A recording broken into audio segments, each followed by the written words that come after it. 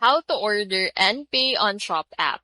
Want to shop faster and track your orders in one place? Here's how you can order and pay using the Shop app. So first, go ahead and open Shop app and then head over into the Explore tab. So into this section, you'll be able to find the categories available on Shop app. You'll be able to find the suggested products that you can buy on Shop app. For example, I want to buy a slipper. I'll simply select the slipper and then go ahead and select your size, the color, and the quantity that you want to buy. Now, if you want to add more than one item to your cart, simply click on this Add to Cart button to add this item to your cart and add more. But if you want to buy this now and only this item, simply select Buy Now into this section, and this will take you into the checkout section.